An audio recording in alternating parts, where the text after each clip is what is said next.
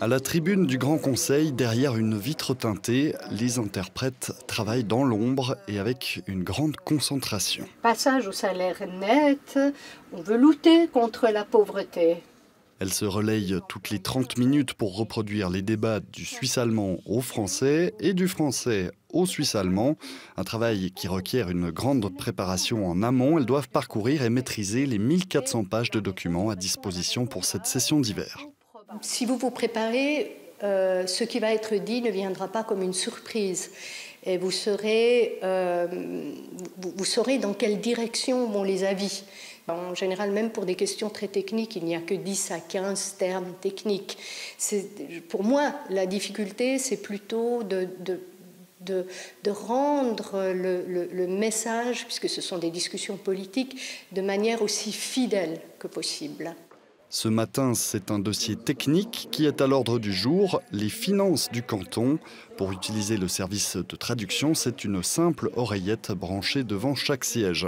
Cette traduction simultanée existe depuis de longues décennies au Grand Conseil bernois. Est-elle encore utile pour les députés au Grand Conseil ? Pour progresser, j'essaye toujours de suivre les discussions sans traduction. Mais il y a des moments où il y a du vocabulaire spécialisé et un contenu important. Là, j'utilise la traduction. Alors c'est vrai que j'utilise fréquemment quand même l'oreillette. C'est plus simple. Et puis dans la mesure où il y a la traduction, nos collègues suisses alémaniques s'expriment en bernois. Ils n'utilisent pas le bon allemand. Donc c'est vrai que ça facilite quand même la compréhension. Alors, je ne suis peut-être pas le meilleur élève parce que j'essaye effectivement de m'approprier le suisse-allemand et le bon allemand. Donc j'essaye le moins possible, si ce n'est maintenant aussi avec l'habitude, mais si ce n'est peut-être dans les parties plus techniques. Je l'utilise très rarement. Ça arrive parfois, mais comme je viens de la région biennoise, j'ai l'habitude de suivre des débats dans l'autre langue. De temps en temps, je l'enlève pour voir à quel point je comprends ce qui se dit en version originale.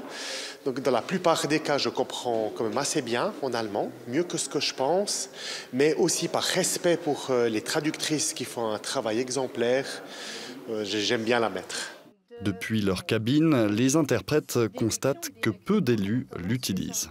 Nous, on voit les députés qui mettent les oreillettes. Alors, il peut y avoir des députés qui mettent les oreillettes pour mieux entendre acoustiquement. J'en vois pas énormément. Chez les francophones, il y en a. Il y a une députée qui l'y met systématiquement.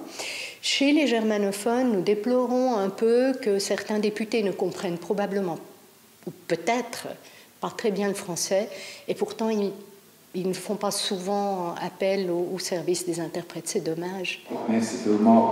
Alors que la session d'hiver du Grand Conseil touche à sa fin, le Parlement cantonal remercie les interprètes pour leur travail. Leur présence discrète est saluée par les applaudissements des élus.